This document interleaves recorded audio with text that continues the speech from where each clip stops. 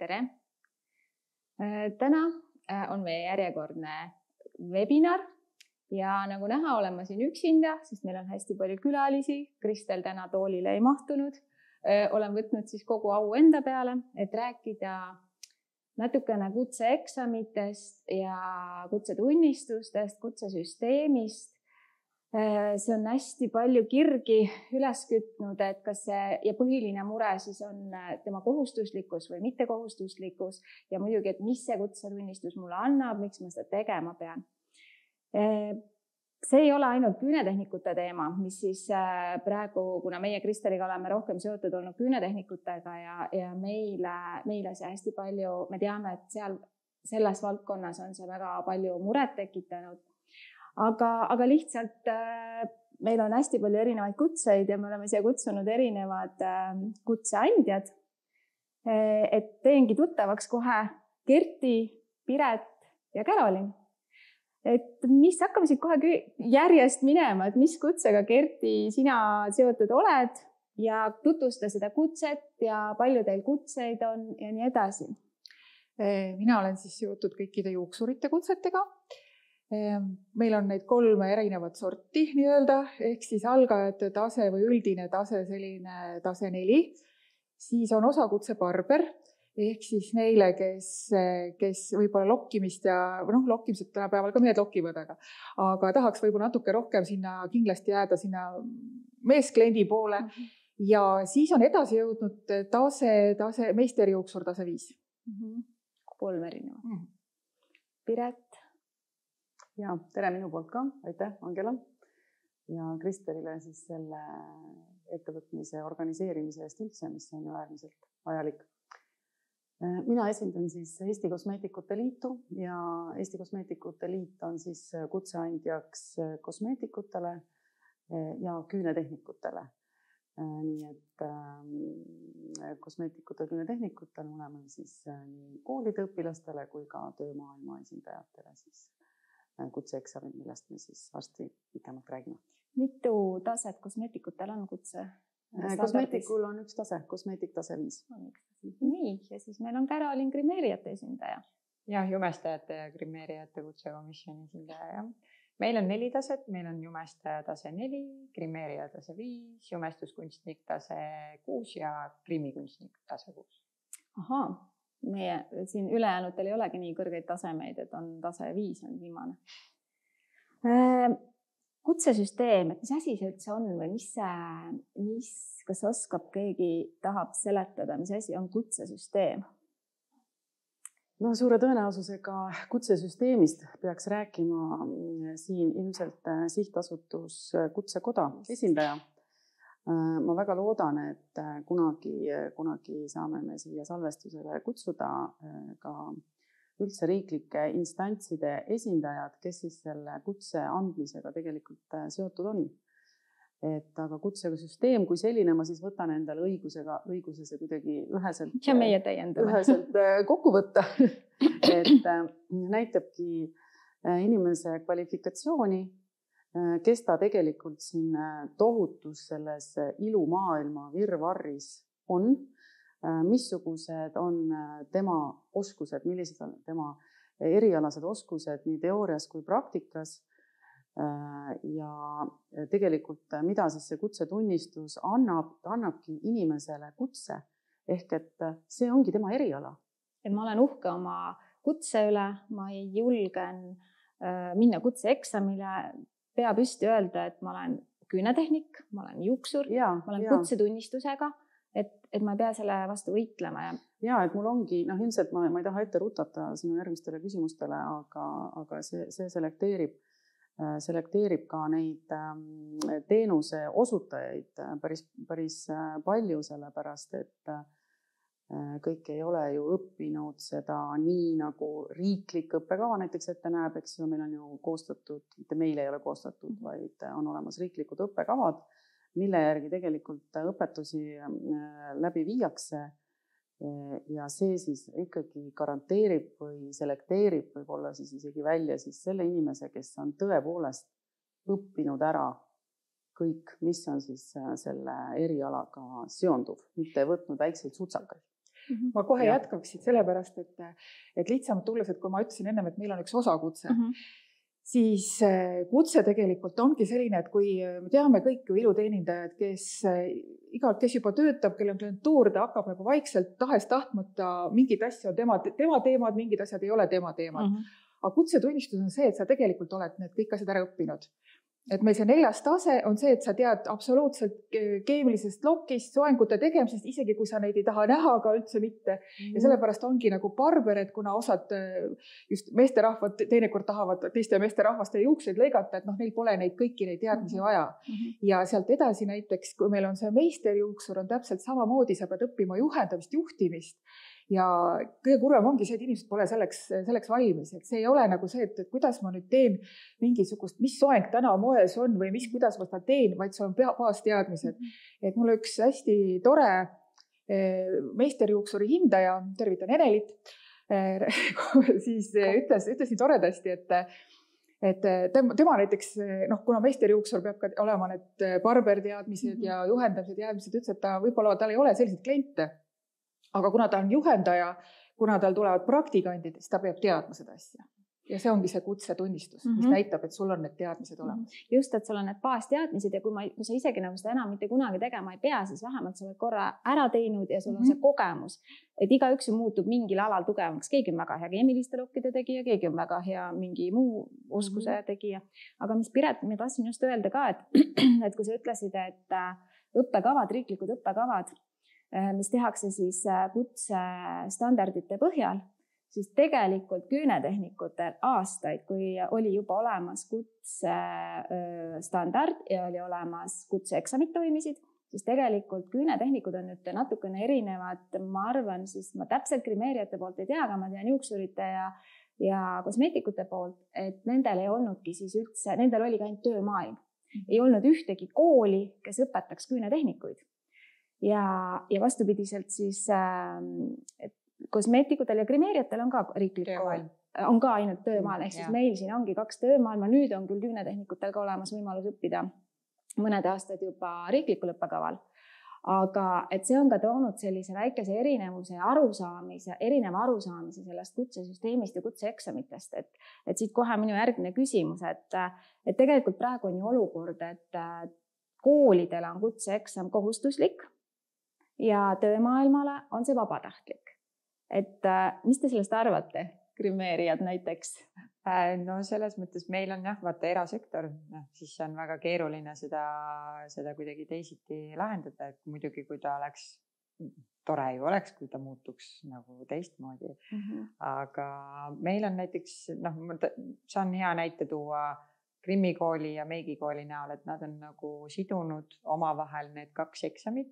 Et Krimmikoolis näiteks tehakse nii, et sa teed lõpueksami siis grimeerija eksami ja samal ajal ka koolieksami ja kui sa need edukalt siis läbid, saad mõlemad tunnistused. Meigikool on teinud seda näiteks niimoodi, et kui õpetaja, ta jälgib seda tööd, eks ole, meie õppekava on ka seal tehtud jumestaja tase 4 kutsestandardile vastavalt, ehk siis kui käelised oskused ja üleüldine oskus on nagu piisavalt pädev, õpetaja näeb seda, siis ta soovitab sellel õpilasel minnagi tegema seda töömaailma eksamit kohe. Ja kui see on edukalt läbitud, siis on võimalik saada ka kooli lõputunnistust, sest meie nõuded on suht samad. Aga mis sa, Piret, arvad sellest, et ma mõtlen just, et osad on siis nagu nüüd kohustuslikus korras ja osad ei ole. Et see on tegelikult hästi segane. See on väga segane. Segane on see eelkõige siis töömaailma esindajate jaoks ja eriti tooksin välja võib-olla need, kes on nii-öelda minu ajal õppinud ehk et 20+ aastat tagasi tõepoolest, et nad teevad tööd.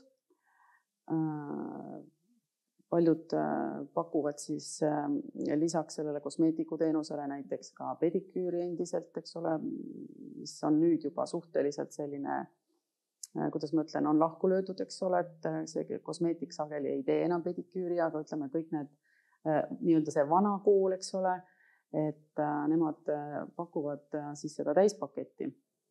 Et väga paljude jaoks tekitab see küsimust, mis ongi tegelikult küsimus, et milleks mulle seda üldse vaja on. Et kui koolis õppiv, riiklikul õppekaval õppiv õpilane on õppinud kosmeetikuks, siis tema kool lõpebki kutsetunnistusega ehk siis selle kutseeksami sooritamisega. Aga need, kes on tõepoolest siin juba aastakümneid töötanud, siis nende jaoks on see täna küsimärk, et kus see nüüd järsku tuli, milleks seda vaja on ja kas seda üldse vaja on ja see ei ole ju ka kohustuslik, eks ole, alustame ju sellest. Et need on nagu need kohad, mis tõesti väga palju, ütleme, selliseid küsimusi tekitavad, aga kui seletada, selgitada, läheneda individuaalselt, siis inimesed saavad aru ja et see tõepoolest täna veel kohustuslik ei ole, kuid me kunagi ei tea, millal see kohustuslikuks muutub, eks ole, et see on juba riigi instantside otsus, mitte meie. Kirti? Et sellega on ikka naljakas asi, et mingitel aegadest tagasi me ei kujutanud üldse ette, et ma hakkan mingit tööd tegema ja mul ei ole nagu mingisugust väljaõpet selleks, eks ju, ja mingit tunnistust. Ja. Täna elu on läinud nii, et tundub see täiesti normaalne. Hakkan küünetehnikuks, hakkan müüjaks, hakkan arstiks võib-olla. Jah, täpselt. Ja siis samas, kui me ikka ennem nagu vestlesime, et tegelikult kui sa nüüd valid endale teenindajat, loomulikult me valime ka ise käid iluteenustes, valid ikka selle järgi, et kui keegi soovitab või räägib ja vaatad võib-olla tema portfooliot, kas ta sobib, aga lõpuks on ikkagi see lõppnäitaja, et peaks olema ju see, et ma olen ikkagi õppinud selle asja ära ja siis lähen nüüd tegema, sest teinekord ju lähed ka salongi sisse, seina tunnistusi täis.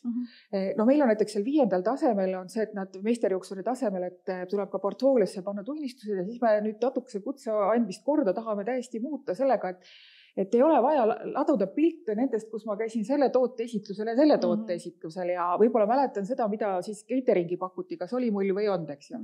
Aga et tegelikult, et need praktilised koolitused ja mida ma sealt nagu täpselt sain, et need võiks need olla need, mis maksavad. Samas see inimene, kes ei ole ilumaailmast, kui ta vaatab seda seina, kus see on nagu, siin ei ole sa vaja värvida, kas ta seina enam. Aukartust järgmine rida on karikad ja siis tulevad medalid ja kõik, eks ju. Mina tean, kus karikapood näiteks asub, aga no okei, see selleks, eks ju. Et see on tegelikult nagu võib isegi olla nagu selles suhtes nagu klienti eksitav või natukene selline, et aga kui oleks üks tunnistus, tal on see olemas. Ta on selle ära teinud, ta on koolis käinud, sest lõppude lõpuks loomulikult, eks sulle meeldib Maie, mulle meeldib Kaie ja minu jaoks on tema kõige parem, sulle on tema kõige parem, et me ei saa siin nagu võimagi vaidlema jääda. Me ei ole sellest üldse omavahel rääkinud, aga mulle õudselt see näide meeldib, ma olen ise seda kogu aeg samamoodi rääkinud tunnistustega, et mu mees on kujundaja, ma võin lasta printida neid tunnistusi erinevaid välja, igasuguseid, eks ju. See ei tähenda, et nendel üldse mingiga sisu taga on. Aga veel, et tegelikult minu arust siit tuligi välja see, et ma oleks jube kurb, et nii, ma olen juuksur, ma õppisin võib-olla YouTube'is või ütleme küünetehnik, mis iganes. Ja ma tegelikult olen väga heade oskustega ja mul on järjekord ukse taga, eks ju, aga mul ei ole võimalus kuskilt saada tunnistust selle kohta, sest ma olen ise õppinud. Ja nüüd on ju teine käis läbi kooli, ta pole võib-olla üldse nii hea, tal on kutsetunnistus. Ehk siis minu arust ei teki nagu küsimustki, see peaks olema nagu auasi. Ma tahan ka näidata, et ma olen päriselt küünetehnik ja ma olen päriselt, mul on paber selle kohta. Palun, ma näitan, mis siis, keegi küsi, kus sa õppisid. Aga hetkel nagu siis meil on nagu paberi võimalus siis nagu ainult või süge iseenesest mõistetavalt on see siis kooliga seotud iluteenindajatel ja nüüd need, kellel siis ja teised nagu ei vaja seda, et see kutsetunnistus, see probleem ongi see, et see kutsetunnistus ei ole popp. See ei ole, see nagu ei... Ta täna veel ei ole. Ma arvan, et ta täna veel ei ole, vabandust. Tegelikult on võtke seda kui võimalust. See on võimalus näidata, et ma olen kutseline, ma ei ole ise hakanud. Ma katsun reklaamida võib, jah? Ikkagi. Meil on täitsa reklaamimu. Meil tegelikult on juuksurite puhul on tehtud see võimalus, et seda kõige esimest kutsetunnistust. See võib ka olla, et kas sa oled, seal on küll, meie näiteks aktsepteerime täiesti seda, kui sa oled ka kuskil teise juuksuri juures, meistri juures õppid. ja sa teed need tingimused ära, sa saad tulla eksamile ja kui sa juba töötad, näiteks sa oled kuskil erakoolis lõppenud ja juba töötad 10 aastat, tegelikult täitsa arvestav, siis on ka võtta võimalus, et sa pead ilma praktilise eksamiteta. Aga see on algtaseme kohta. See nüüd käisin meisterjuuksurite, barberi puhul on ka see võimalik.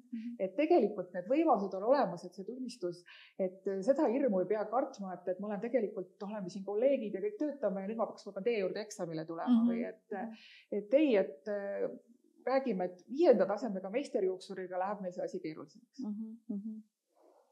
Ja sa tõid sisse ka need hindamised. Ma hüppan selle teemale, et mis on oluline ka see minu meelest, et paljud ju küsivad, mulle alles hiljaaegu kirjutas ühe koolijuht, et ma soovin saada hindajate nimekirja, et siis seal vastavad täpsustused või veel küsimusi küsida.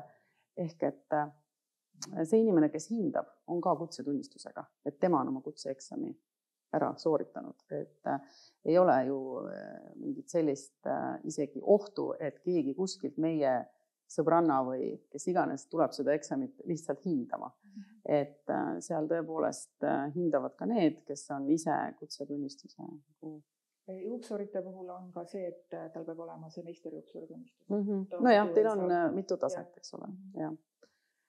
Et seda ma tahtsin. Aga kas see kütaks veel kirgi, kas see peaks siis olema ikkagi kohustuslik, näiteks hakkame siit järjest minema, et mis sina, Karoliina, arvad, et kas sina, kui sinu otsustada oleks, kas sina paneksid kutsetunnistuse täna kohustuslikuks? Selles mõttes see teeb kõik lihtsamaks ju, kui on üheselt selge, siis on üheselt selge nagu kõigi asjadega on ilmselgelt nii.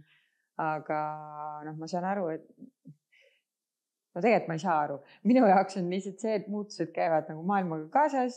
Vanasti oli ühtepidi, nüüd on teistpidi ja mina näen ka sellistes asjades ainult võimalust arenguks ja ainult nagu vanasti on tööturg ka selline. Ei olnud lihtsalt see, et sa võtadki Instagrami lahti ja vaatad nagu pilte ja kõik see, et selles mõttes vanasti kasutati talki ka meigis ja mis iganes veel, aga need ajad muutuvad ja samamoodi muutuvad ka meie haridussüsteemid ja minu meelest see on areng, et selles mõttes iga inimene, kes nagu selle suhtes kuidagi negatiivselt on meelestatud, võib-olla peaks natukene mõtlema, et see on ju meie eriala, mida me tahame väärtustada ja kuidas me peaksime siis tahtma, et meisse suhtutakse nagu austusega ja et sellesse erialasse suhtutakse kui professiooni, kui me ise seda ei austa.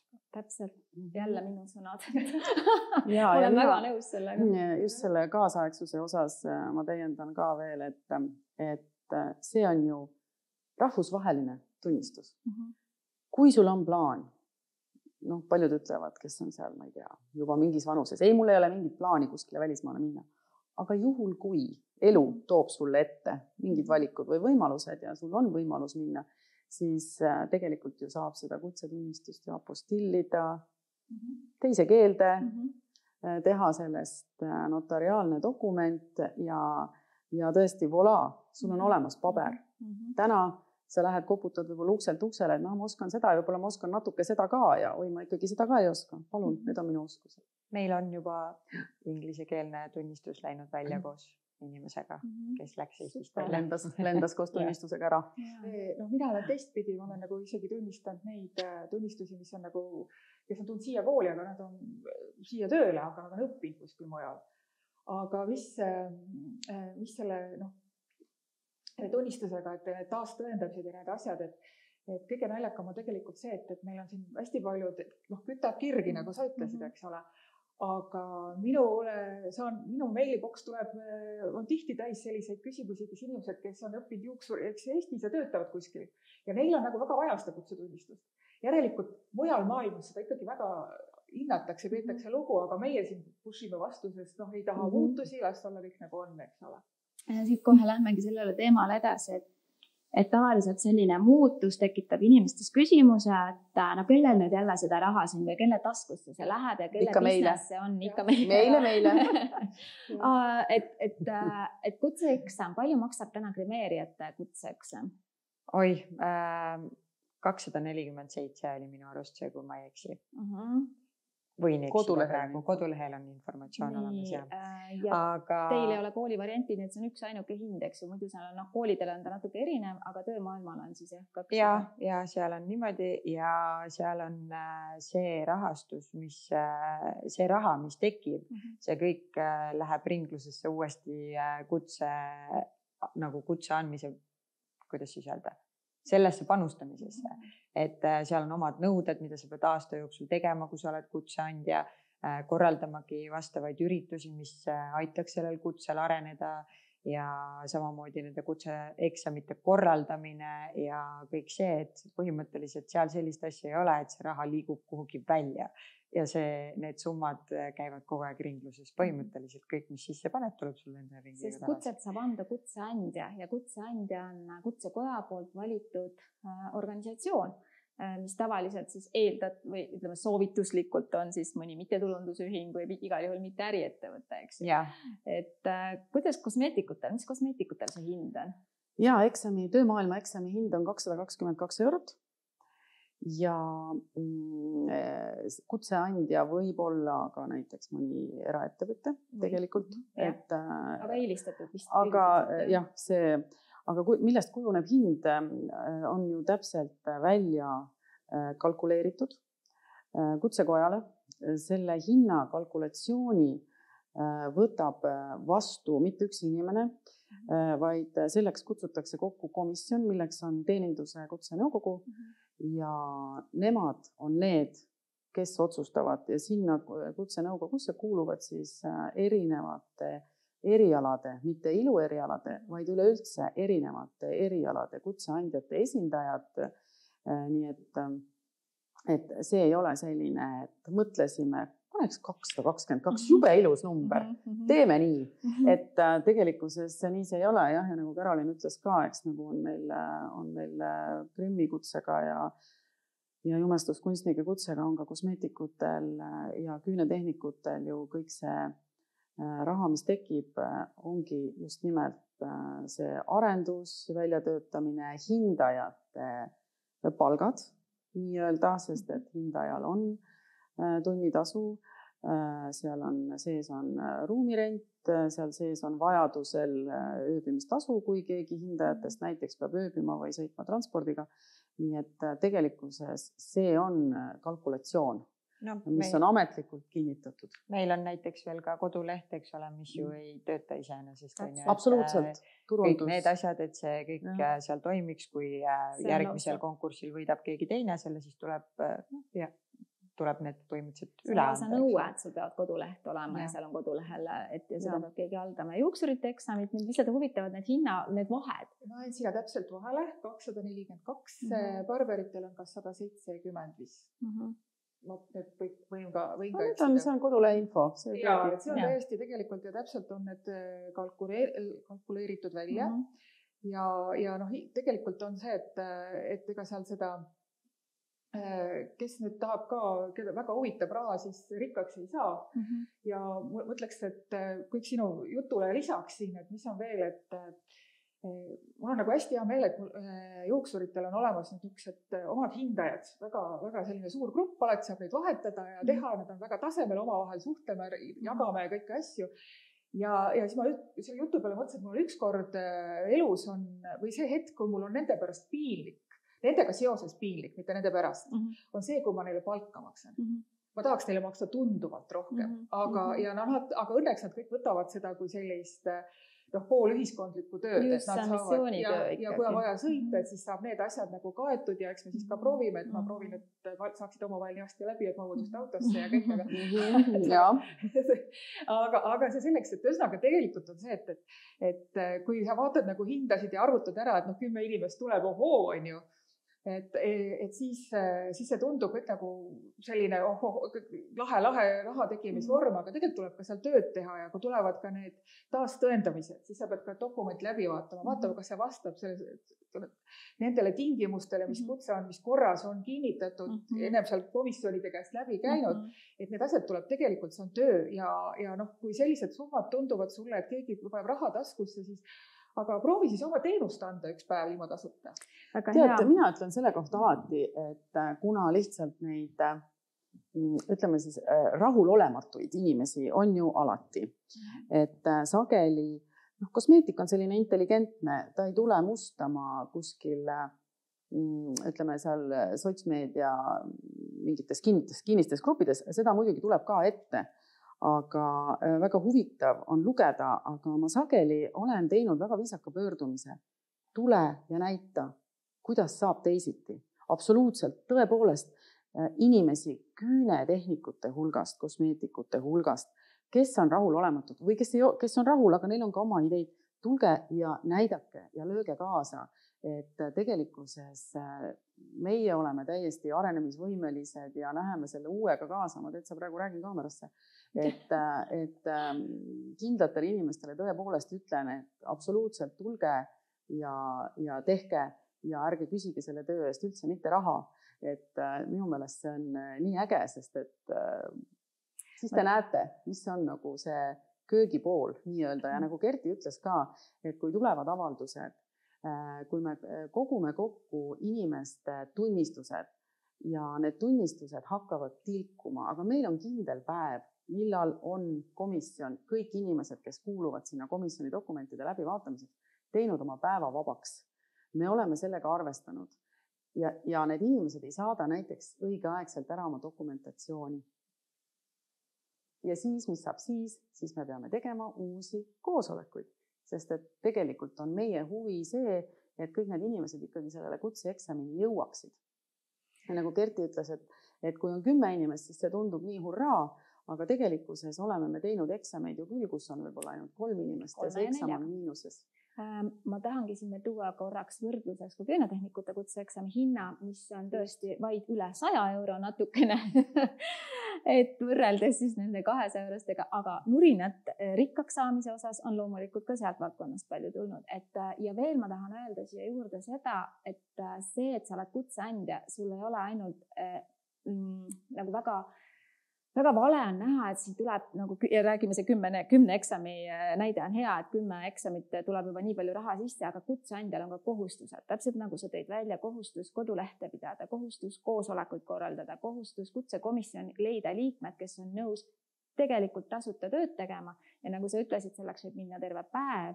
Ehk siis inimene, kes tuleb oma siis põhitööd ära ja kulutab selleks terve päeva, et teha kutsekomisjoni tööd ja valmistada ette eksameid ja nii edasi, et see ei ole nii, et keegi paneb selle eksami kuupäeva, keegi valmistab ette, keegi koostab kuskil küsimused, keegi suhtleb hindamiskomisjoniga, korraldab seda kõike, et selleks teevad inimesed tööd ja see on tavaliselt selline missioonitöö, on ju. No nagu täna vaata, kohustus tulla siia ja selgitada oma eriala inimestele, miks see neile oleks tore.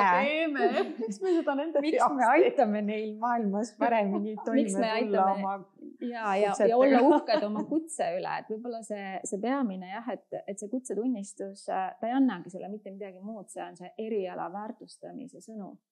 Et kas sa tahad siis päriselt olla kutseline tegija või sa oled kuskil ise õppinud. Tahaks korra öelda, et eriti minu arust ilumaailmas, et tegelikult ma nii väga tahtnud seda öelda, et öelge mulle näiteks jumestajate ja grimeerijate puhul, öelge mulle üks telesaade, üks teatrietendus, üks film, mis läheb eetrisse ilma selle valdkonnata ja ometi on see, et hästi palju on seda sellist suhtumist, et see on mingi huulepulga klann on ja seni, kuni me ise ka niimoodi laseme olla mingi huulepulga klann, siis nagu senikaua ei muutugi midagi, et see on nagu võimalus praegu seda parandada ja siis muutuvad ka rahastused selle osakonna puhul. Ja ei ole nii, et oi, meil on terve film kokku pandud, aga grimeerijate jaoks enam budgetit ei jätkunud. No ikkagi peab jätkuma, sest tehke siis ära see film meieta. Mina näiteks ise oma väga kaugest minevikust mäletan seda, et kui ma tulin bürootöö pealt, olnud aastaid kontoritöötaja ja astusin siis iluteenindajate maailma, tundsin ennast ikka alguses seal väga kohmetult ja mul oli kogu aeg küsimus, et teised nagu on küünetehnikud, aga mina olen nagu ju sekretär asjaaja ja raamatupidaja, kellena ma kõik olin töötanud juhi abina. et kuidas mina saaksin küünetehnikuks, kuigi ma viilisin küüsi, siis minu jaoks oli sellel hetkel, sest ma olin ju kõik eelnevad ametid kuidagi koolis saanud ja selle kohta paberi saanud. Et minul oli väga suur au asi saada paber selle kohta, et kui keegi küsib, et ma siis ikkagi olen nagu päriselt küünetehnik. Et selles mõttes see vist hakkab ikka sellest sisemisest motivatsioonist ja arusaamisest, et kuidas. Jah, ja tegelikkuses ka, et tulles nüüd selle registri juurde, et on ju olemas ka iluteeninduses register, eks ole. Et see on meie kodulehtedel linkidena kutseregistri lehele. Kui keegi soovib teada, kas tema siis küünetehnik, juuksur, jumestaja, kosmeetik näiteks on kutsetunnistuse nii-öelda omandanud, eksami sooritanud ja tal see kutsetunnistus on olemas, siis on võimalik lihtsalt minna kutseregistrisse ja vaadata, kas see inimesel on kutsetunnistus või mitte. Ja nii lihtne see ongi. Et loomulikult seal on võimalus ka oma nime avalikult mitte näidata, kes seda soovib, siiani seda soovi keegi avaldanud lihtsalt ei ole. Nii et kutseregister on see, kus saab kontrollida oma iluteenindaja kutset.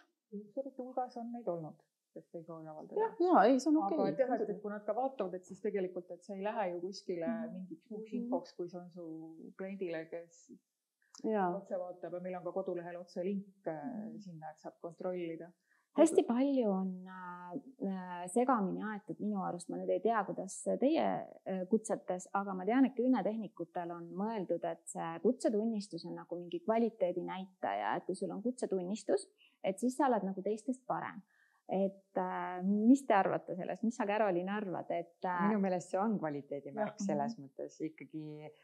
No seal oleneb muidugi ka tasemetest, eks ole, et siis tuleb ka sellel kliendil, see ongi see, mille poole me ka püüdleme, et mida rohkem sa teed teavitustööd, seda rohkem teavad ka kliendid ja tellijad ja koostööpartnerid arvestada, et mis tase siis nagu mida sisaldab ka, sest seal on ju väga kindlad kompetentsid, mida nõutakse erinevate tasemete käest ja kui ongi jumestaja tase 4 ongi selline, et ta on tulnud koolist, ta teab hügieeninõudeid, ta teab kliendisuhtlust, ta teab, kuidas teha oma tööd klassikalisel viisil. Aga sealt edasi juba ongi jumestuskunstnik tase 6, eks ole, see on juba midagi hoopis teist, et minu meelest, kui sul näiteks see tunnistus on ikkagi juba taskus, see ei ole selline, et sa lähed kooli ja teed eksami ja siis komisjon vaatab üle, sa paned kokku tehtud tööde analüüsi, portfoolio, sul peavad olema juhtivad ametikohad olnud sul, selles mõttes nagu siis projektides oled olnud tiimi juhtinud. See on hästi suur osa sellest ja sa pead tõendama oma tööd läbi aastate, mis sa oled teinud, mis minu meelest on nagu näitab juba ikkagi väga seda, et see ei ole lihtsalt see, et ma tund aega kuskil klassis tegin eksami hästi, mida ma harjutasin eelnevalt ilmselt päris mitu korda, eks ole.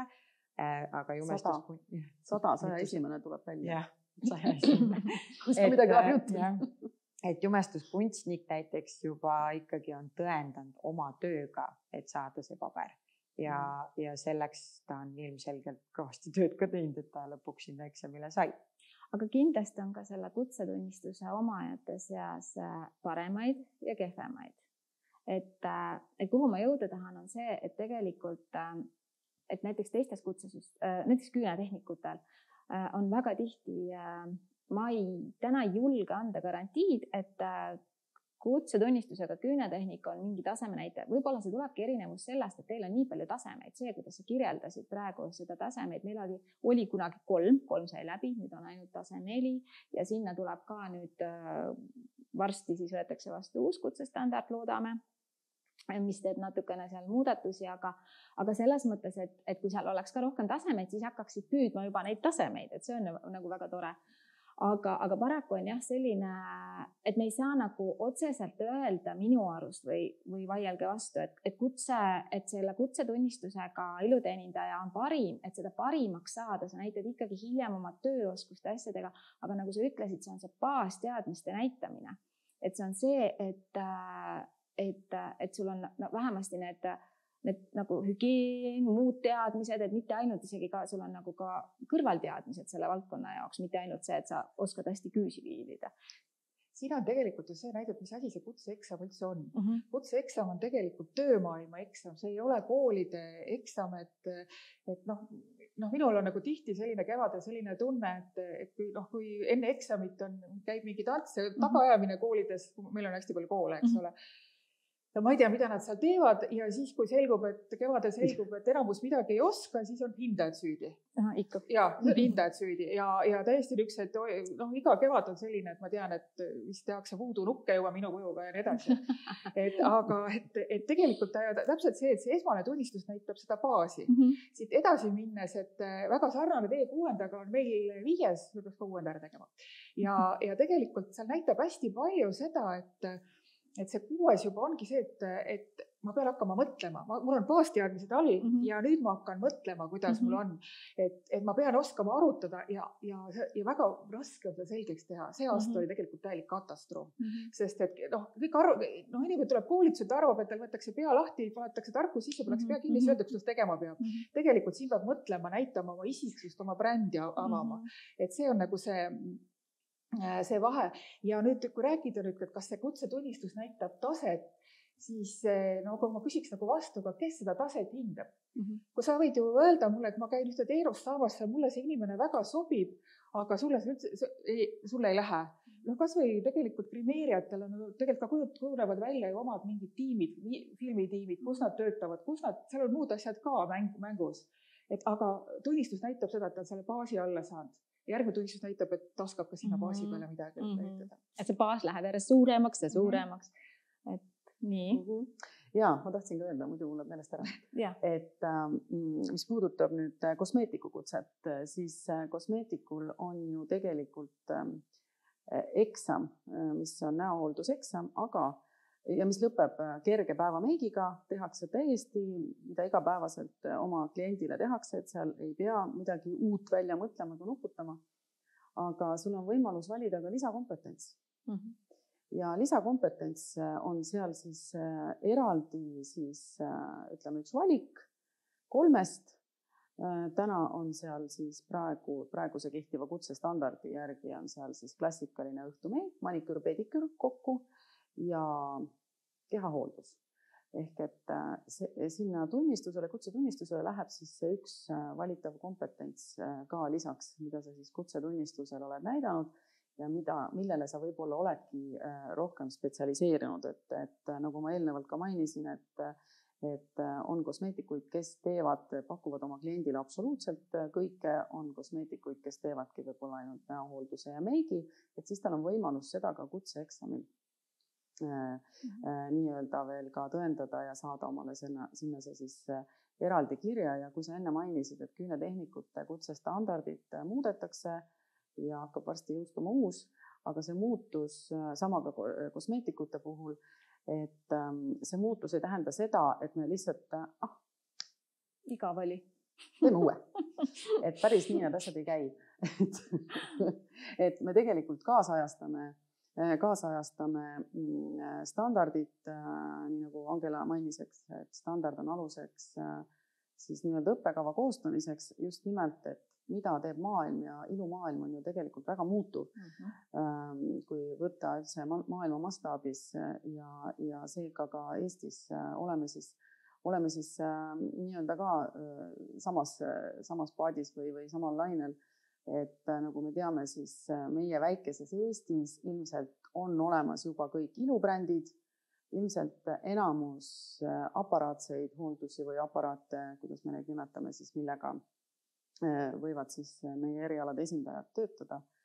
Et siin on nagu see turg juba nõuab tegelikult siis seda uut ja modernsemat standardit. Sama, mis juhtus küünetehnikutega, et miks oli uut standardit vaja ja vana hakkas ka juba läbi saama, oli siis see, et enamus küünetehnikuid ühel hetkel hakkasid tegema keellakki.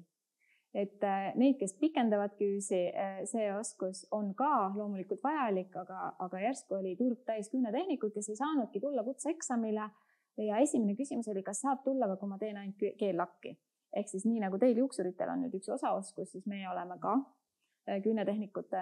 küünetehnikutega siis sinna jõudnud, et loodetavasti on tulemas siis ka üks osaoskus, mida siis saab hakata endal tõendama, et sa oled küünetehnik ja sa oskad teha ainult keellakkimist, siis sa saad ka tulla kutset. Siin oli veel üks nüanss, et ega neid kutsestandardid ei muudeta nüüd niimoodi. See on väga pikk protsess ja seda tuleks teha, et minule, me oleme proovinud ka teha õpetajatele selliseid kokkusaamise koolitusi ja seal oli nagu selline, et ma räägin nüüd küll koolidest, eks ju, et kui õpetajad lähevad väga kinni sellest, et ei, me ei tee seda pole õppekavas. Sa pead õpetama, ta läks tööturule. Loomulikult ta ei ole selline nagu see, kes on seal 5, 10, 20, 30 aastat töötanud, eks ju, aga ta peab mingid oskused olema. Ja sellepärast ka, et ma võib-olla, ma ei tea, kas me saan teemaks või hüppan ette, aga tegelikult õpetaja peab olema ka praktik. Mida ei ole teha. See käib ikka vist niipidi, et kõigepealt on kutsestandard ja siis selle põhjal koostatakse õppekava, mitte nii, et aga meie õppekavas seda ei ole. Seal tekivad väiksed niisugused nüansid, et kas või igasugused juuksevärvimistehnikad. Tegelikult seal ei ole nüüd midagi väga keerulist, seal tuleb seda õpetada inimesele tunnetama ära ja kammiga need erinevad salke välja võtlema. Aga kui sulle öeldakse, et seda õppekavas, seda ma ei õpeta, aga siis järelikult ka ju ei koolita välja tööturule inimesi. Ja ma tahakski siit täpselt minna selle sama koolitusega edasi ja ma tahaks rääkida ka nendest, et mida teie arvate. Näiteks meil on hästi palju uusi iluerialasid. Esiteks need olemas või kutsestandarditega kinnitatud iluerialad arenevad, me muudame, täiendame, nagu me siin just praegu rääkisime, aga siis on meil ka erialasid, kus ei ole kutsestandardit ja tuleb juurde ka neid. Näiteks tehakse iluteenindaja, kes avab salongi ja teeb ainult depilatsiooni või siis ilusalong, kes pakub ainult juuksepikendusi või siis ilusalong, kes pakub ainult ripsupikendusi või siis ilusalong ja nii edasi, eks ju. Et mida Piret, mis sa arvad? Või mina arvan väga. Sellepärast, et see on praegu just väga selline teemakohane ja täiesti need asjad on mul laual ja arvutis ja suhtlen inimestega ja juba loon, ütleme sellist põhja uute erialade kutsestandardite loomiseks ja need on püsimeigi spetsialistid ja Terviseameti soovitusel, ütleme siis, nimetame seda soovituseks, kaasata sinna ka tätoveerijad ja teine valdkond on siis ripsme ja kulmutehnikud. Et need on nüüd nagu kaks sellist veel reguleerimata iluvaldkonda, kus siis, mis kõik algab muidugi koolitustest, mis algab meie, kuidas ma siis ütlen, Terviseameti poolt kinnitatud või välja antud ilu- ja isikuteenuste määrusest, mis, kui seda määrust nüüd vaadata, siis ilmselgelt ka see vajab tegelikult täiendamist. Aga me täna ja praegu peame ikkagi lähtuma nendest kriteeriumitest, mis seal välja toodud on, ehk et mis on iluteenindaja pädevus ja mis on esteetilise meditsiini õe, tervishoiutöötaja, arsti pädevus. Et siin on nüüd see nii-öelda väikene selline korrektsioon vaja siiski teha, et väga-väga huviga ja entusiastlikult praegu teen statistikat Eesti kohta, et siis kogu see analüüs esitada ja et me saaksime siis selle ja nende 2 kutsestandardiga siis alustada ja töögrupid luua. Nii et see on ka üks äärmiselt tore, aga depilatsioone kui selliseid me tõepoolest ei ole eraldi ja sellepärast, et see ei ole mitte ainult depilatsioon. Tänapäeval on ju depilatsioone väga palju, eks, et õpetatakse sageli küll ainult ühte meetodit, aga meil on ju olemas soevaha, külmvaha, sugaring, kõik võimalikud variandid, eks ju, juba niiditatakse ja tehakse nii, et tegelikkuses väga palju on vaja teada baasteadmisi. Me räägime täna ikkagi naha anatoomiast, me räägime mikrobioloogiast, me räägime hügieenist. See on võib-olla ka veel tuleviku kutse, sest tegelikult hästi selliste spetsiifiliste kutsete juurde minnakse. Kui vanasti oli kosmeetik ja juuksuris kosmeetik tegi peaaegu, et siis nagu pediküür ja maniküür ja kõik muu on ju. Et siis... Ja mida ma tahan veel täiendada, tulles nüüd tagasi selle eelmise teema juurde, et et miks üldse kosmeetikuid oleks vaja siis või miks kosmeetikul seda kutsetunnistust on vaja. Täna ise õpima tervishoiu kõrgkoolis ja olen seda kohe lõpetamas õenduse erialal ja nüüd ma näen seda asja hoopis teisest küljest.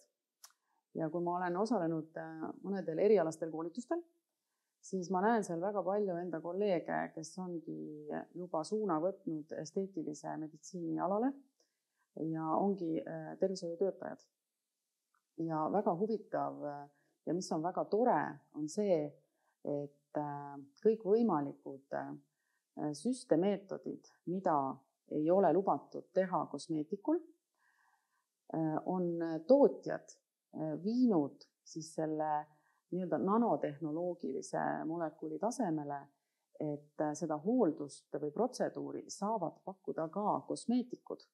Et see on väga huvitav tähelepanek, ma ei teadnud seda enne, kui ma ei olnud selle asja nii-öelda sees ise, mis on väga suur asi, et tendents on ju sinna, et meil kaob ära käeline tegevus.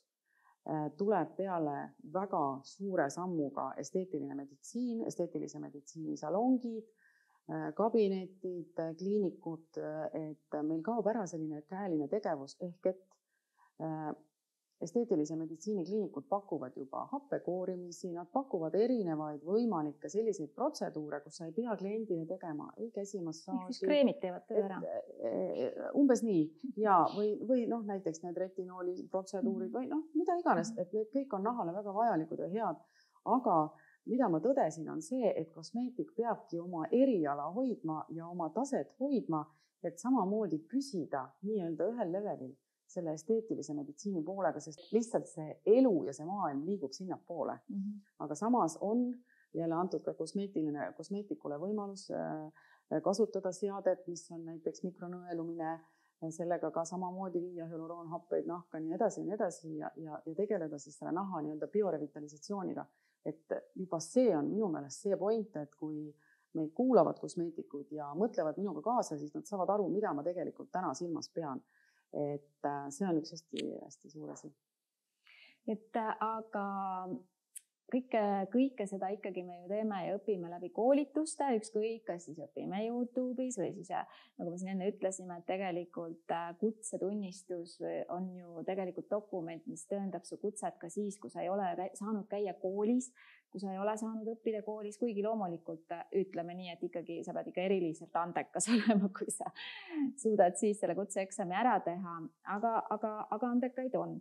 Ja nüüd kutse, ma olen palju kohanud seda suhtumist, et kutsetunnistus või alustame koolitajatest, eks ju, et milline koolitaja, et kas koolitajal peaks olema kutsetunnistus, Kerti? No, mina leian, et see on nagu elementaarne. Aga tegelikult on ka siin, et ma võib-olla läheks ette, et kuidas me saame aru nagu koolitaja.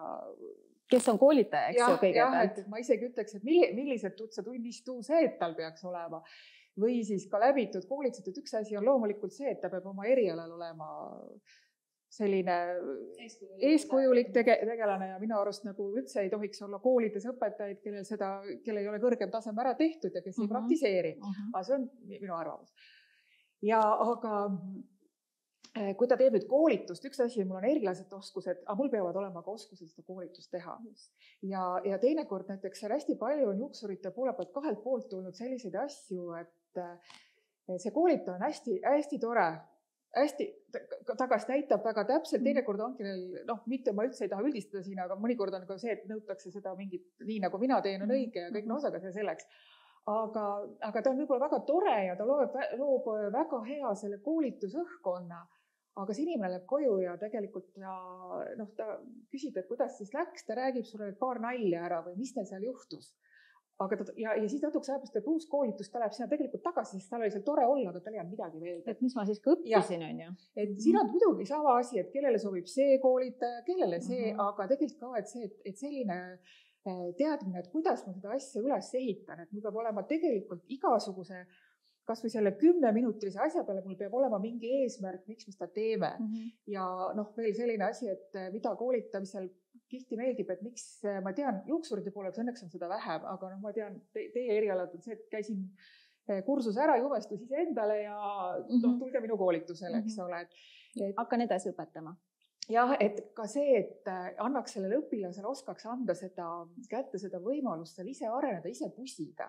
Et minust kas Grete Arro või keegi ütles, et koolitusel, kui sa koolitusel 3 korda vähemalt ninali kukud, siis on see koolitus sul hästi läinud. Aga kui sa seal tunned, et kui tore ja ainult see teed nii nagu see koolitaja ees ja nagu domineerib nagu mina praegu oma laia jutuga, eks ole, et siis on see kasutegur ka väiksem, nii et koolitajad võiksid ka tegelikult panna rõhku arendada ennast koolitajana. Lisaks oma kutseoskustele. See lühike sõnum praegu. Ja kas mitte Terviseamet ka ei teinud vastavat? See vist on töös alles. Jaa, on alustanud ju tegelikult, eks ole, nende nõuete väljatöötamisega, et mis on siis need koolitaja pädevus. Aga ma praegu mõtlen grimeerijad, et kui teil on nii pikalt olnud kutsestandard, et siis ka ükski kool, riiklik kool ei ole soovinud selle põhjal teha endale õppekava. On sosinaid, et on inimesi, kes tahavad teha just nimelt krimikunstniku õpet magistriõppeks. Tegelikult ei ole üldse paha mõte. Meil ongi ju pisut teistmoodi, et jumestaja ja jumestuskunstnik lähevad ju iluteeninduse alla, aga grimeerija ja krimikunstnik on juba ikkagi kunstivaldkond. Selles mõttes nagu teatrites töötamiseks on eeldus, juba näiteks väga hea näitena toon välja Estonia teatri, kes on juba viinud sisse selle, et selleks, et tööle kandideerida, peab sul olema kas grimeerija või krimikunstniku kutse. See on väga suur töövõit ja see on laienemas Eesti peal üleüldiselt. Et selles mõttes selleks, et seal ongi need kompetentsid on väga selged, milline on grimeerija ülesanne, milline on krimikunstniku ülesanne, milline on käsuliin ja teatrites on käsuliin väga vajalik. Et ühesõnaga, ma ostasin küsimus ära.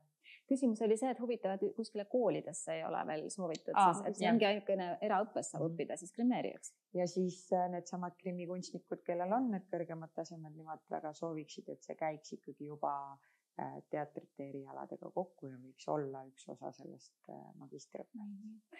Ja kui nüüd on tulemas siis neid uusi, võiks siis loota uusi kutsestandardeid uutele, mitte siis reguleeritud veel iluerialadele, et siis see ju oleks ka koolidele võimalused. Ühel hetkel võib-olla on ka ripsmetehnikutel võimalik õppida kuskil koolis, mõni kutsekool teeb selle põhjal või tätoveerijaks koolis, sest täna on ju ainult eraõppes võimalik. No jah, ütleme ikkagi ma panen rõhu sellele püsimeigile ehk siis sellele osale, mis on ikkagi see näoosa, eks ju, mis tehakse ülemistes nahakihtides, et need on siin natukene erinevad, kas tätoveering, mis tehaksegi sinna teemasse. Mõte kui selline, et kutsetunni või kutsestandard annab ju selle võimaluse, et kui siin nurisetakse selle üle, et isegi, et meile siin tuli ka paar küsimust eelnevalt, kui me selle palli õhku viskasime, et räägime kutsetunnistustest, siis tegelikult hästi palju tuli arvamusi, et miks veel maksta ja parem koolitame ennast selle raha eest ja et ikka see kutseeksam on nii kallis ja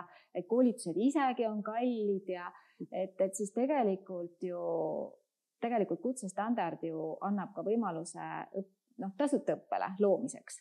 Et ei ole jälle mõtet selle vastu sõdida, et on võimalusi õppida nii erasektoris kui riiklikes koolides. Ja, eks võib-olla ma olen natukene su küsimustest ees, ma ei tea, kas see erasektori koolide või mitte koolide, vaid just kursuse vormide oli sul see küsimus ka või? Ei, me võime seda täiesti arutada, siis tegelikult see ongi iluteeninduse suur, kuidas ma ütlen, siiani oli ka veel mõned aastad tagasi oli võimalik õppida küünetehnikuks ainult eraõppes, sa ei saanud minna kooli. Väga kadedaks tegi, et näed, juuksuriks ma saan minna kooli õppima, see on justkui eriala, mis on väärtustatud, kosmeetikute koolid olid samuti, ma ei tea, kas need olid riiklikud küll. Kunagi ei olnud. Aga ikkagi ta oli nagu kool. Erakool, kus õppisid 2,5 aastat, selles mõttes. Aga ikkagi ta ise on ju erakool. Täna on 2, isegi riigikoolis. Aga kui ma tahaks minna ripsmetehnikuks õppima kooli, ma olen lõpetanud gümnaasiumi, ma tunnen, et see on minu suur kutsumus, siis ma täna nagu ei saa. kus ma siis saan õppida ja kus ma siis tean, kuhu ma õppima lähen. Et just sellepärast on ka kutsestandardid vajalikud, et panna nende põhjal kokku ükskõik siis kas riiklikus koolis või erakoolis kutse või neid õppekavasid. Ja, ma olen väga nõus. Mis sa, Piret, tahtsid öelda? Oi, mul on nii palju öelda, ma üritan seda kuidagi nagu niimoodi, et ma nüüd eetriaega täis ei räägiks, püüan teha lühidalt. Et mis on siis, räägin ainult kosmeetikust praegu. Et meil on olemas siis koolid, kus on olemas riiklik õppekava, mille alusel siis õpetatakse ja see õpe vältab 2 aastat. Tõesti. Ja siis on meil erasektor, kus sul on võimalik õppida siis, no ma arvan, paarist nädalast. Kuni siis aasta on veel see aeg ka, kui kunagi rahastas meie ilusektori õpet Töötukassa, siis seal oli võimalik aastaga ruttu ka saada siis nii-öelda selleks kosmeetikuks. Aga probleem on ju selles, et mida siis lubatakse seal erasektoris sellele noorele või ka mitte noorele, kes siis läheb selleks kosmeetikuks õppima, see ju tundub temale, eks ole, selline tõeline elukutse ja milleks siis kaua õppida, kui saab ka lühikesema ajaga. Ja me avastasime õigemini, mitte mina, vaid meie kutsekomisjoni esimees Leelo Sinisker ja pöördus ka vastava kirjavahetusega siis kirjalikult selle nii-öelda selle kursuse vormi või registreeritud küll täiskasvanute koolituskeskusena küsimusega siis sinna, et kuidas on võimalik tulla nende kursustel õpetajal kutseeksamile, kui te võtate vastu põhikooli baasil. Põhikooli baasil õpilasi kosmeetiku õppeks. Ja me räägime tegelikult ju kursuse vormist, mis ei kesta siis, palju see põhikooli lõpetanud vaja on, eks ole, lõpetada 3 aastat või rohkem. Et siis see kesk- või siis see gümnaasiumi nii-öelda tase saavutada, eks ole. Et me ei ole sinna kahjuks siiani vastust saanud, aga siin ongi nagu need käärid, miks ma tegin nii pika sissejuhatuse, sellepärast, et see õpilane või siis noor inimene või mitte enam noor inimene valib välja endale mingi täiesti tema rahakotile, tema ajale ja kogu nendele graafikutele vastava kursuse, eeldades, et kui ta selle lõpetab, siis ta võib tulla kutseeksamile, aga tegelikult see ju nii ei ole. Et täna on karuteene neile inimestele kallid täiskasvanute koolitajad, kes te korraldate kursuseid. Teie koolitusi läbivad õpilased kahjuks ei saa tulla kutseeksamile, kuna nii lühikese ajaga ei ole võimalik ära õppida, omandada kosmeetiku kutse jaoks vajalikke teadmisi. See lihtsalt ei ole võimalik. Et kui me täna jõuaksime nii kaugele, et me saaksime kokku ka nende erakoolide nii-öelda otsustajatega, et see asi oleks kõigile ühtne. Et kui neil on see nii lühike aeg ja nad suudavad selle teadmise nii-öelda edasi anda, sest et täna ei tule ju sealt ka eriala tunnistust, kuhu oleks kirjutatud kosmeetik. Meil on hästi palju nimetusi. Meil on kosmetoloog, siis nimetatakse estetistideks. Keegi saatis oma dokumendid, kus oli üldse visualist, sest et ta on lõpetanud kosmeetiku õppe kuskil kursusel. Et miks me petame inimesi ja miks me anname selle erialale nimetuse, mida meie Eesti Vabariigis ei ole olemas. Meie Eesti Vabariigis on olemas selline eriala nagu kosmeetik. Jah, lihtsalt ta võib ju seda kursust seal teha ja seda kooli pidada ja kahju, et tal jätkub õpilasi. Lihtsalt need õpilased ei saa tulla kutseeksamile ja muud ei olegi. Ega temal ei ole keelatud seda eriala anda, aga lihtsalt ta ei saa oma õpilasi saata kutseeksamile. Ja see vaene õpilane ei saa ka ise omal algatusel, sest et tal pole neid teadmisi. Kuigi ta teadis, et kooli astudes tal on kutsetunnistus. Et mis te arvate? Ja see info on ju keksitav sel juhul. Ja kui paljude inimestega ma olen suhelnud, kes soovivad tulla kutseeksamile, noored entusiastlikud, nad on just mingi kursuse lõpetanud, ma tulen, ma just lõpetasin. Kallis inimene, sa ei saagi tulla. Aga lisaks sellele sa ütlesid, kes on siis põhikooli baasil, et meie kutsesüsteem on ju seotud ka meie haridussüsteemiga. Absoluutselt. Ja tase 3 ei eelda põhikooli haridust, aga juba tase 4 sa räägid küünetehniku tegelikult üldiselt kutsesüsteemis. Ja tase 4 on ikkagi juba vajab põhikooli ja tase 5 on juba gümnaasium, eks ju. Et selles mõttes see ongi natuke seotud ka meie enda siis selle kuidas ma ütlen, selle akadeemilise haridusega. Et ka seal, et kui see põhikooli lõpetaja, nagu sa ütlesid, läheb õpib kosmeetikuks, siis tegelikult ja ta õppis ainult kutset, siis tegelikult juba sellepärast ilmselt ta ei saa seda kutseeksamit teha, sest tal on ikkagi põhikool lõpetamata. Absoluutselt. Ja. Või gümnaasium. Ma ei tea, kuidas teistel kutsetel on, aga meil on 6. tasemega võimalik ka võtta avalduse alusel ikkagi tõendada ilma gümnaasiumi hariduseta. See ilmselt natukene, see ei ole nii paigal. See lihtsalt olenebki sellest, kui palju sa oled eelnevalt panustanud sellesse, kui sa erialaselt oled ikkagi seda tööd juba oma jumestaja tase 4-ga teinud, eks ole. Sest tegelikult tase 6 algab juba kõrgharidus. Et sa saad lihtsalt, saadki selle alusel, et sa oled panustanud oma erialasse juba piisavalt, et sa ei pea. Sorry. Ja. Siin on ka tegelikult üks teine asi, et kas põhikooli pealt või mitte. Et juuksurt on võimalik õppida põhikooli baasil, et siis saad nagu selle hariduse. Ja seal on tulnud igasuguseid selliseid, ka nad ei saa täpselt aru, millise hariduse nad saavad sealt. Tegelikult see on ka sama, et saada aru, et kui kaua see kutsetunnistus kehtib kutsetunnistuse peale, kuidas kirjutatud, kõik, kes ei tea, et kutsetunnistust on vaja taastada. Aga mis ma tahtsin öelda, et see põhikooli pealt tulev inimene, et meil on eksamite peal olnud sellist asjad, et koolid kiidavad ette, et miks te olete nagu nende peale nii range, nad on ju nii noored, neil ei ole neid sotsiaalseid oskusi veel. Aga kuidas ma siis saame anda selle samasuguse tunnistuse talle, kui me hindame neid sotsiaalseid, see on üks kriteerium, kuidas ta suhtleb, kuidas ta interveerib, kui ta kardab, kui tuleb ikka vanem inimene, ta kardab, aga järelikult siis see põhikooli peal asi ei tööta ju.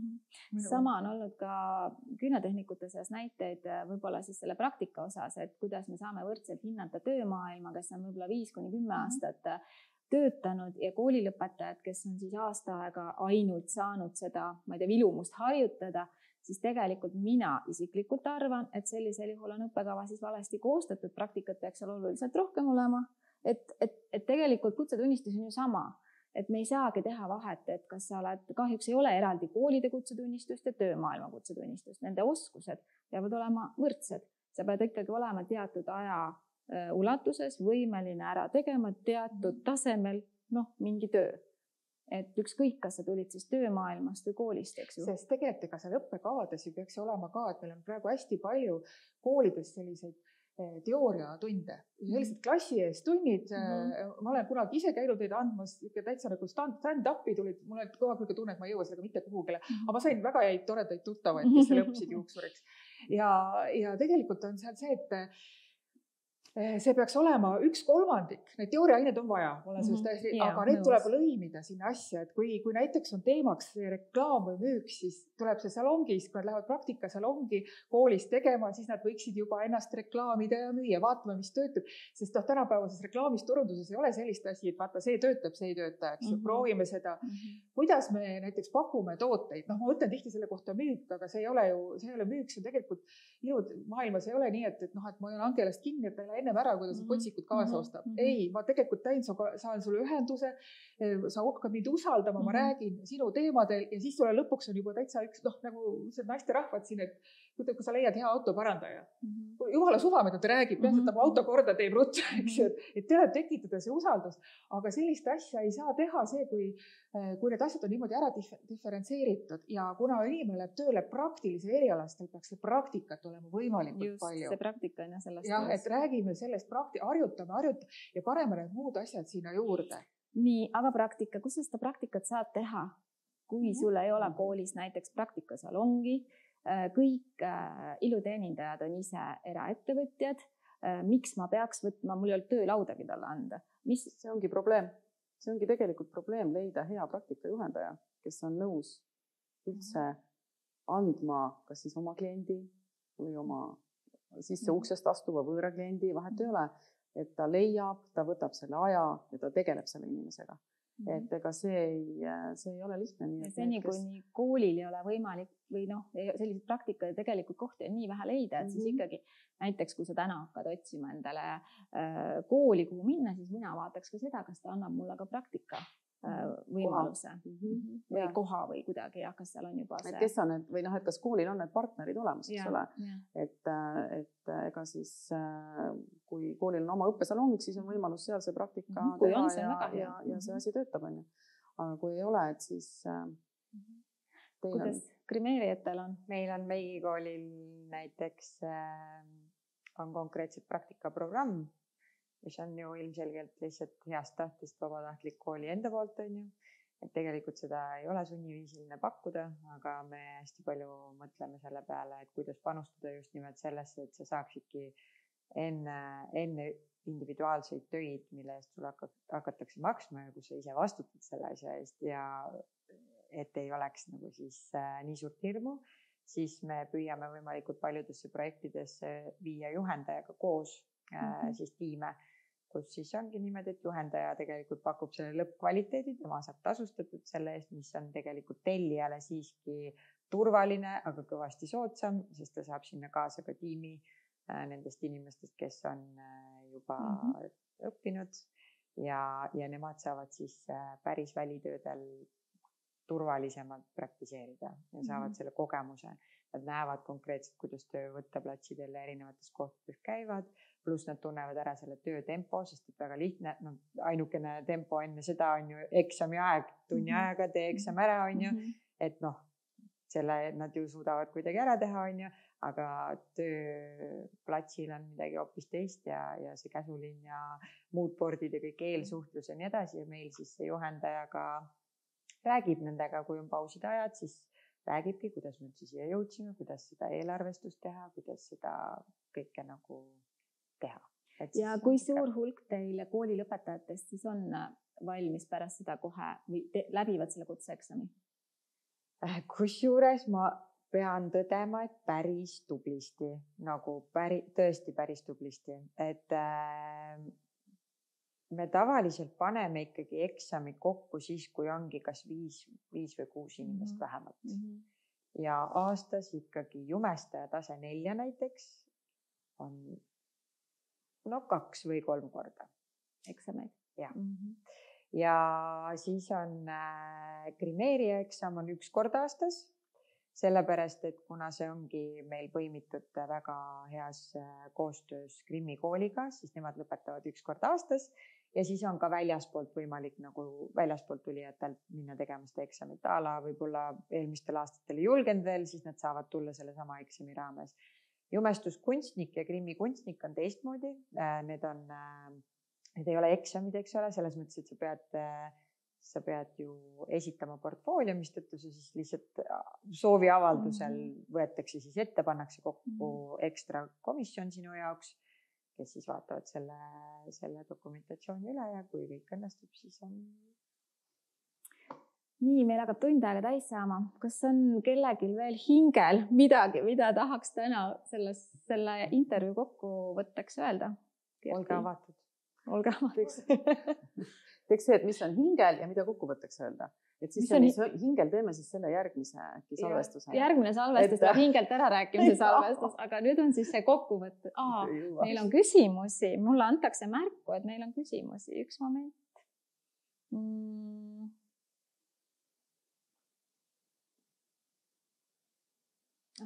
Olen oma kutsetunnistust, aga töötan nõuetele mittevastavas ruumis. See tundub olevat. Kuidas seda kommenteerite? Mina arvan, et see on teie järgmine teema, kus te kutsute siia, sest et mitte ainult, et ma töötan nõuetele mittevastavas ruumis, vaid minul oli kevadel tunne, et ma pean hakkama hindamiskomisjonidele bikiine ostma, sellepärast, et ka koolidel, et klassid, kui räägime kooli praktikaruumidest, et need ei vasta nõuetele. Meil on kõik, et kus ventilatsioon, mis peab olema ja sa lähed ja lihtsalt sul ei ole õhku. Et siin tuleks küsida, et kes kontrollib, kes ütleb, sest et meie keegi ei saa minna kuskil ütlema, et kuulge, et teil on ventilatsiooni vaja osta, eks ju. Et see ruum ei sobi. Aga minu küsimus on, et miks ta töötab siis? Ma just tahtsin sama asja küsida, kui sul on kutsetunnistus, sa tead väga hästi, kuidas sa pead töötama, see on juba küsimus sulle, miks sa nii teed. Või võib-olla on küsija siin tegelikult sundolukorras, et lihtsalt töötab kuskil, kellegi alluvuses rendib äkki või kuidagi. Siis on tulnud selline küsimus, et kui see on kohustuslik, siis kes ja kuidas seda kontrollima hakkab ja kes kontrollib ja tagab selle, et tehnik, kes omab kutset, jälgib peale tunnistuse kättesaamist kõiki reegleid ja ei musta kutset. Aga see on väga aktuaalne probleem tegelikult. kõigepealt vaata, kui sa küsid ka, et mis hingel või see on, et siis mina tahtsin öelda, et igalühel, et võiks nagu, et kui öeldakse kutsetunnistus ja tunnistused ka need küsimused ja kõik see tihti nagu läheb sinna plaani peale, et me räägime, et see on mingi paber, mis on teisest tähtsam. Et tegelikult vaadake nagu lugege, mis seal sees on. Et meil on olnud näiteks meisterjuuksuriga viimasel väga tihe see, et inimesed tulevad ja nad ei saa tegelikult üldse aru, kuhu nad tulid. Mida seal õppima hakatakse, mis mul pärast, see, et ma pean ise mõtlema, mitte et mulle ei öelda midagi, et see on nagu kõige raskem asi, mis üldse tuleb, et tee endale selgeks, mida sa tahad ja mis on vaja. Ja nüüd, kes kontrollima hakkab, on see, et loomulikult meie ei hakka seda kontrollima. No ütlen kohe ühe toreda lause, mida ma väga armastan teha. Liidud ei ole ei kontrollorganid ega karistusorganid. Palun vabandust, ärge küsige meie käest, kes tuleb seda kontrollima, sest see on Terviseameti pädevus ja selle küsimusega peaks tegelikult pöörduma Terviseameti poole. Meie saame ainult aidata, et teie paberid oleks korras. Ma tean, et see kõlab nagu ülinaiivselt, aga minu jaoks on nagu, minul on see suhtumine, et aga miks me peame, et keegi kogu aeg kontrolliks, kui me kõik mõtleksime samamoodi ja kui me kõik eeldaksime, et me väärtustame oma kutseid ja oma tööd ja hindame oma kliente piisavalt, et teha ruumid, kus on okei töötada ja kõike muud veel, et siis ei peakski keegi kontrollima. Ma tean, see on täiega naiivne, aga lihtsalt. Ma olen täitsa seda meelt, et samamoodi see peab tulema sisemisest motivatsioonist ja ma tahan olla, aga kuna see kõikidel nii tööta, siis sellepärast on. Ma saan aru, et raha on väga suur motivaator inimeste jaoks, mille pärast nad seda tööd teevad, aga samas, kui sa oled juba kutsetunnistuse ikkagi tulnud tegema, siis ma tahaks eeldada, et sind ikka natuke huvitab. Jah, et sa oled selleks ette valmistunud ja sa oled ju tegelenud sellega. See mõte, sa oled ju, nagu öeldakse, et ela nagu seda elu, mida sa teed. Seda võib mitmeti mõista, aga tegelikult ongi, et ela seda elu, sa oledki oma eriala sees. Sinu võib olla, ma ei tea, öökapiraamat, eks ongi mingi erialane kirjandus või ma ei tea, hügieeninõuded või Angela sellest saab pikemalt rääkida, ma arvan, meie järgmises salvestuses, aga just nimelt ongi see, et tegele sellega. Ole uhke selle üle. Jaa, et just nimelt, et mina ei tea, minu arust on nii huvitav. Mul lihtsalt ei jätku aega, et kõike seda materjali ammutada või mis kõik nagu toimub või mida tahaks teha ja nii äge. Nii, kas on veel küsimusi kaadri taga? Kuidas harida ja valgustada kliente, kui tänane päev on näidanud, et minnakse mõne lähedal asuva või odavama tehniku juurde isegi siis, kui tal puudub baaskoolitus? Ütleme nii, et kui see on oma klient, tohib, ma võtan räägi meie ees praegu, lihtsalt see on minu mõte, te saate täiendada, ma räägin ajast üle. Kui see on sinu klient ja ta läheb üle tee naabrinaise juurde, kas või koju, vahet ei ole, kuhu ta läheb, siis tehke kõik selleks, et see klient teie juurde enam ei tule, sest ta ei ole ju lojaalne, ta ei ole tegelikult teie klient. Nii lihtne see ongi.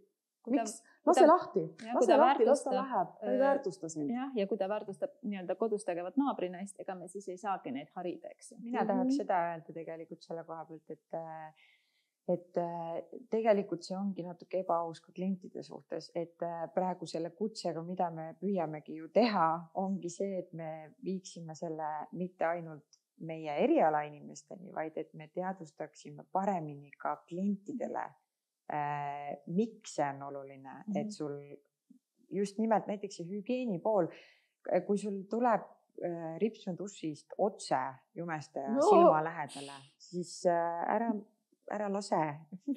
Kui see ei ole sinu enda ripsnud uss, sest suure tõenäosusega ta tegi seda eelmisele ja suure tõenäosusega võib-olla terve 200 inimesega konverentsi projektil kõigile inimestele, et see on ebahügieeniline, et see on nagu, aga klient ei tea seda ja selle jaoks see on ka üks osa, mida ju kutsete esindajad teevad, on teadvustada nii eriala inimesi, mida nad peaksid tegema, kui ka kliente, mida nad peaksid saama kuskil, kui nad kuhugi lähevad. Mistõttu, kui ta eelistab lõpuks ikkagi seal kuskil naabri juures käia, see on lõpuks juba ikkagi täiesti tema valik, aga siis me ei saa öelda, et me ei ole siin meie Eesti ruumis ära selgitanud inimestele, kuidas see teenus peaks toimima ja meie kui eriala inimeste kohustus on ju tegelikult klientidele selgitada seda, sest muidu nad ei tule selle pealegi. kui ohtlik tegelikult võib olla, kui sul, ma ei tea, kellegi huuleherpesega tullakse silma peale jumestust tegema. Ja mina olen ka kogu aeg öelnud seda, et kliendid eeldavad. Ega siis, kui sa hakkad kliendiga rääkima, siis sa küsid, et oota, aga kas tal siis ei olegi või seda kutsuda, aga kuidas ta siis tohib töötada? See on nagu täitsa sage küsimus. See on see tarbija harimine, mida ka ilmselt nüüd jõuab nii-öelda massidesse. Et Terviseamet on juba algatanud eelmine kevad päris toredasti tegi kampaania. Et ma loodan, et me peame ise ka seda aktiivsemalt ilmselt jagama. Muidugi peame. Terviseamet on ju üks organisatsioon, mis võitleb sadade erinevate kutsete eest, aga meil on ju oma harud, millega me saame töötada rohkem ja paremini ja selle raha, mis me teenime kuhugi väärtuslikult paigutada. Ja ma veel igaks juhuks siin kordan üle, et meie siin see kamp ja kõik ülejäänud, kes annavad kutset andvad organid, ei ole siis need, kes saavad kuidagi teha kutsetunnistust kohustuslikuks või kontrollida või ähvardada või sellega rikkaks saada, vaid tegelikult ma arvan, et te nõustute, et meisse peaks suhtuma kui iluerialasid toetavatesse organitesse, kes teevad teile võimalikuks oma erialal olla kutsetunnistusega iluteenindajad. Jah, minu kosmeetikul ja tema, kellega ta kabinetti jagab, on mõlemal väga ilusasse raami pandud 2 tunnistust seina peal, meil on kutse tehtud. Ja ma tunnen ka päris mitut salongi omanikke, kes panevad esimese nõudmiseks, kui nad võtavad inimese tööle, et tal on kutsetunnistus. Nii, et hakkab muutmine pihta. Ja tegelikkuses ka, et mina julgustan, kui meil see salvestus tuleb avalikuks ja nendega jagame, et kui tekib iluteenindajad või tekib ka võib-olla tarbija, nii-öelda selle iluteenust tarbija küsimusi, et kirjutage igale poole, kuhu vähegi saate, küsige meie käest, et meie omavahel saame infot jagada ja nii edasi, et võib-olla siit me saamegi kätte ka selle järgmise teema, või mis on siis nii-öelda need kitsaskohad, et millest on hea jälle võtta nagu harutada. Seda teemat me veel harutame. Jaa, me harutame. Väga tore. Harutame. Aga tänan siis teid tänase raisatud tööpäeva eest. Kõik on alles ees. Ja kohtume jälle. Aitäh.